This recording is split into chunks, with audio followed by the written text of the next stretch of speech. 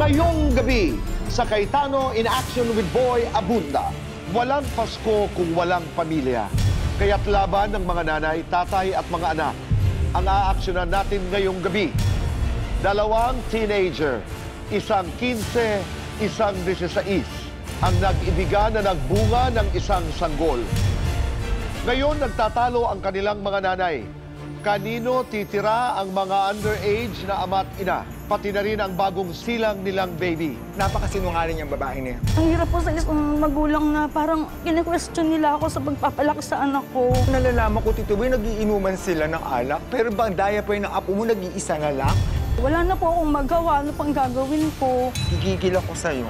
Ang mga nanay ng mapupusok na menor de edad, maghaharapan kasama si Ate Pia sa face-to-face. Gusto ko namin kupkupin din talaga yung bata. Tinanong ko rin po yung anak ko, pero mas pinili niya po sa akin. Ang alam ko, naniningil ka. Opo. Wala kang trabaho. Hindi ko po siya mabiyar. Sasabihin mo sa akin, wala kang pambayad. Pero yung kupkupin ng mga bata, lahat ng pangailang ng baby, kaya mo pala.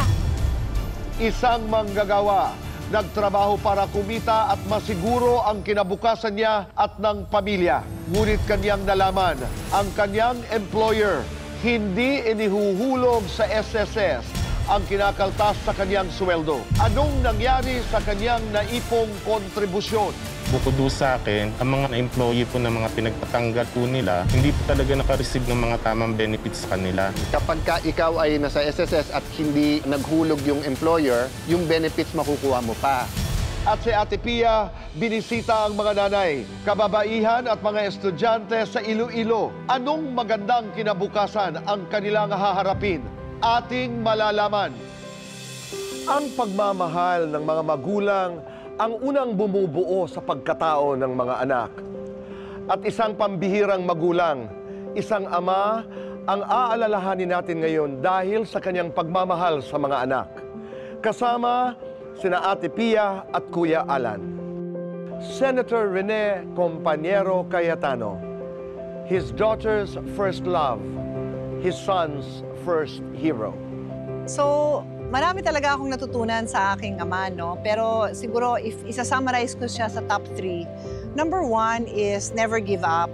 Nung ako yung nag-take ng bar exam, that's the exam to become a lawyer. After the first exam, pag uwi ko, sabi ko sa kanya, parang gusto ko na mag-give up kasi napakahirap nung first exam, yung question doon sa constitutional law. Tapos, kinuwento niya sa akin, actually, alam ko na yung kwento, pero inulit niya na siya din, nung nag-take siya ng bar exam, gusto niya na mag-give up. Sinabi din niya sa tatay niya na mag-give up na siya. Ang background kasi ng tatay ko is panganay siya at siya yung unang magtatapos ng ganung klaseng postgraduate degree in law at magiging abogado. Kasi yung tatay niya hindi nakapag-aral, hindi nakapagtapos. Kahit yata high school, hindi nakapagtapos. Tapos sabi ng lolo ko sa tatay ko, I don't mind if my son will fail, but I don't want my son to be a quitter. Do not quit. Tapos paulit-ulit din yung sinasabi sa akin yun nung lumalaki ako. So, yun talaga yung naging isa kong parang guiding light ko din yan throughout my life, na kahit hirap ako, don't quit, tuloy-tuloy lang. And then, the second is excellence. Kasi hindi ka na rin lang magkikwit. Galingan mo na, di ba? Parang naman pinahirapan mo lang yung sarili mo na don't quit, tapos di mo naman binibigay yung best mo. So, parang in everything I do, I aim for excellence. Then, yung third ko is lesson in acting with grace and humility. Again, yung tatay ko kasi, laki sila sa hirap. Di nga nakapagtapos yung lolo ko, yung tatay niya, and then yung nanay niya is a public school teacher. So, lagi niyang pinapaalala sa amin yung pinanggalingan niya na very humble beginnings. And it's also my way of honoring God. Kasi lahat naman nung meron tayo, bigay lang naman ng Diyos yun, di ba? So like ako, nakapag-aral ako, naging abogado din ako. Binigay ng Diyos ang pagkakataon na makapag-aral ako. Binigyan ako ng Diyos ng magagaling na magulang na nag-alaga sa akin, nagbigay sa akin ng guidance my whole life para ma-overcome ko yung challenges ko rin. So, wala akong pwedeng ipagyabang. So, in everything I try to do, I want to try to do it with humility and grace. And that's also a lesson I learned from my dad, and which to me is words of wisdom from our Almighty Father as well. Si Senator Rene Compañero Cayetano, RLC, Rene Luna Cayetano, or for us simply tatay or dad, loved people. He loves the Christmas season, tapos natatapat pa na birthday niya sa December 12, kaya dire-diretso na sa Pasko yon. He loved parties, being with them, but he loved principles. Si tatay parati kung ano yung prinsipyo, ano standard. So napakahirap talaga humanap ng isang lesson lang. Pero may mga kwento kasi akong ginamit niya para pangaralan ako na hindi ko makalimutan. Yung isa dyan is yung may konti kaming pagsasalo-salo. Yung bahay po namin dito sa Bagong Bayan noon, maliit po. At that time, no, there were only 2 rooms, may konti pong area sa taas kung saan pwedeng kumain. Then malaki po yung ilalim, no? At naalala ko po noon, sabi ko, Dad, punta ka naman, may konti kaming handaan, siguro mga 1 to 200 people, tapos mayor natin pupunta. Tinanong niya ako, anong handa nyo? So sabi ko, may adobo, may chicken, may rice, may fruits, may pansit. Kasi kay tatay parating dapat may pansit, lalo pag celebration. Tapos sinabi niya, sa lahat ng bisita mo, yan. Kasi konsehal ako noon, alam niya wala akong masyadong budget. So nagtaka ako ba't siya nagtatanong ganon. So napasabi ko, Dad, sa mga bisita sa ilalim, dun sa ground floor, syempre ang handa natin, adobo, saging, kanin. Sabi ko, syempre sa taas, dadating si Mayor, makasama niya. So, meron tayong chicken, meron po tayong pansit. Pinagalitan niya ako. Sabi niya, Alan, hindi ganyan. Kung ano ang isa-serve mo sa isa, yun din isa-serve mo sa lahat. Dalawa lang choice mo, Alan.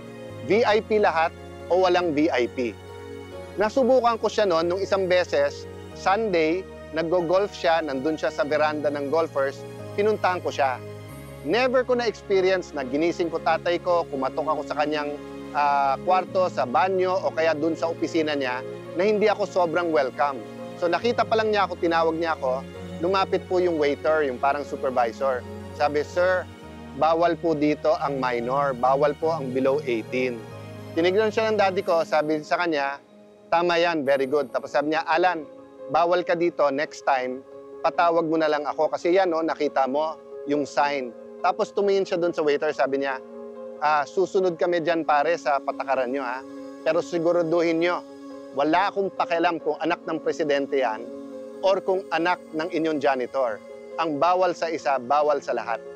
So siguro po, yun po ang natutunan ko sa tatay, na hindi pwedeng opinion, trip, emosyon. Kailangan may prinsipyo, kailangan may standard tayo.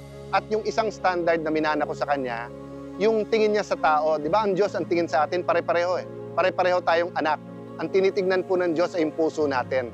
So sa Paskong ito, sa birthday po ni tatay, di ba, yung puso ng isang tatay, na lahat tayo anak. Pero kailangan yung puso din natin, walang VIP sa atin. Kung hindi, lahat ay dapat VIP din sa atin. So kayo na viewers namin sa CIA with BA, kayo ang mga VIP sa buhay namin.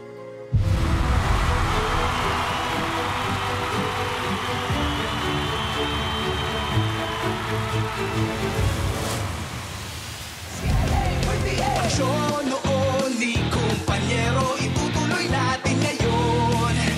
Payong kapatid, ang aming hatid, ibahagi ang biyaya at saya. Cayetano in action with Bo.